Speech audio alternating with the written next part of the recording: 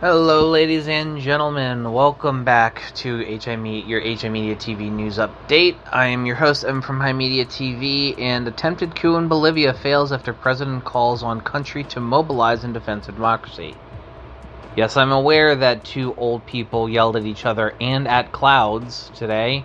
I will probably end up doing a live reaction coverage of that tomorrow. Probably not on stream. Maybe on stream. I don't know. Regardless, let's get into today's story. This is from CNN by Tara John, Abel Olivardo, and Stefano Posban. Bolivian President Luis Arce stared down a short-lived attempt coup on Wednesday after calling on the public to organize and mobilize in defense of democracy as soldiers and armed military vehicles withdrew from surrounding government buildings in La Paz. Bolivia has a long history of political instability, including military coups, and the failed takeover comes as the landlocked South American country of about 12 million people struggles with a spiraling economic crisis that has sparked street protests. We cannot allow coup attempts to take Bolivian lives once again, Arce said from the presidential residence Casa Grande.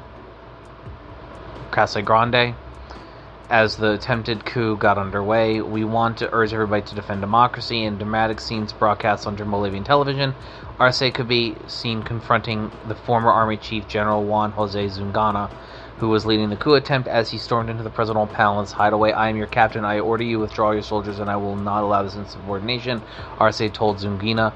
According to the Associated Press, Zungana, who was dismissed as commander of the Bolivian army just the day before, was later detained and being forced into a police vehicle.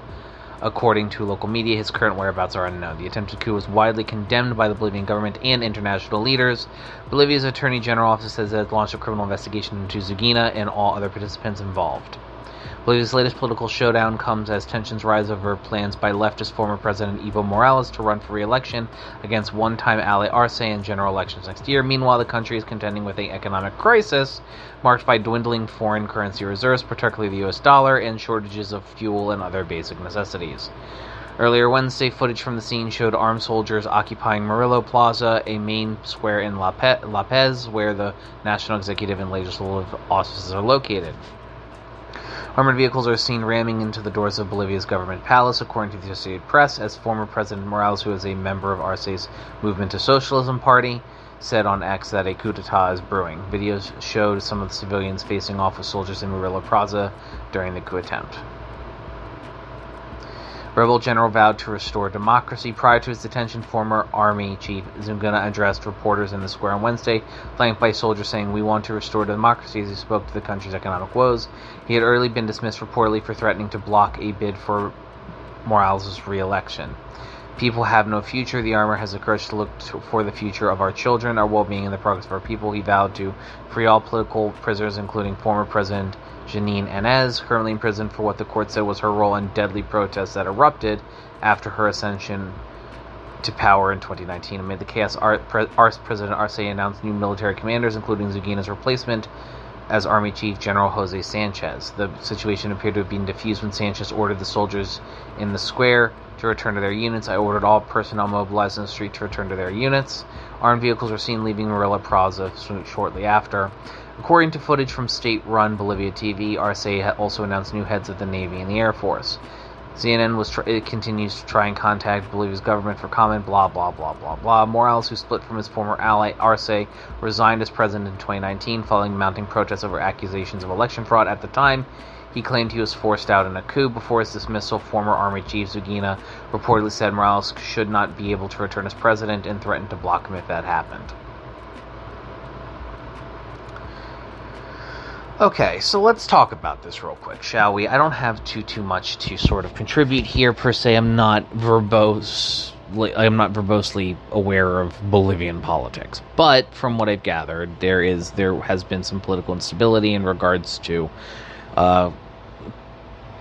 questions of the legitimacy of past elections, economic instability, and if what is being said is true, and they're actually going for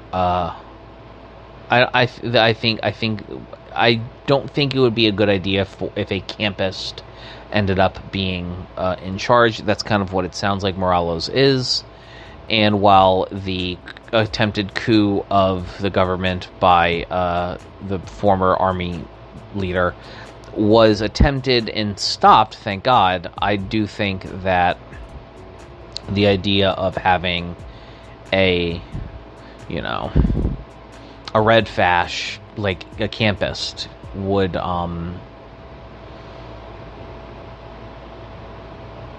don't think that it would result in good outcomes for the people of Bolivia.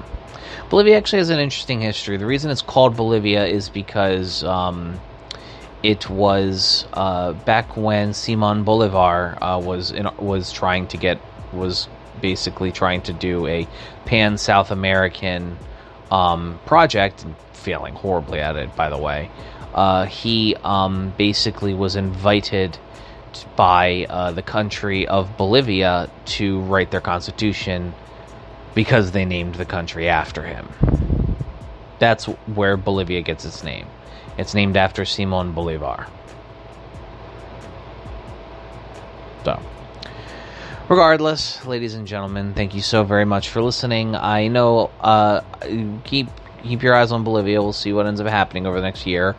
If you wanna join our community and hang out and talk in outside of the podcast areas and outside of the YouTube comment section, please consider joining our Discord at HIMedia.gg/Discord. We'd love to have you. I'm working on getting some things fixed with it, and working on getting some Express integration included in this. So we'll see what ends up happening. Ladies and gentlemen, thank you so very much for listening. I appreciate you, your time, and your listenership, and I will see you guys next time. Have a good one.